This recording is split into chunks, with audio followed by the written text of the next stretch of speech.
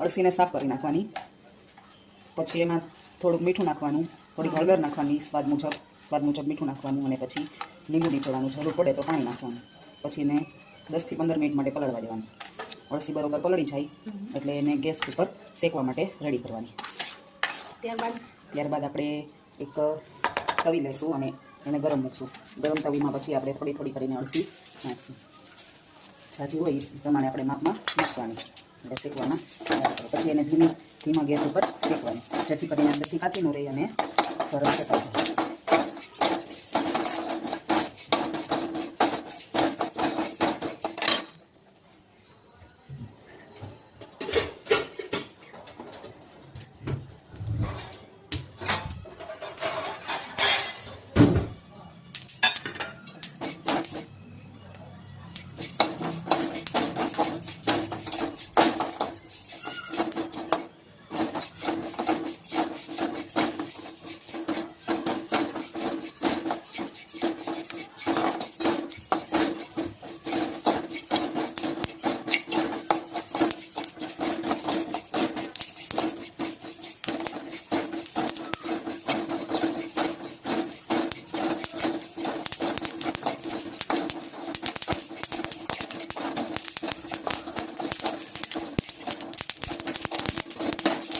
અળસી શેકાવાની તૈયારી છે હવે.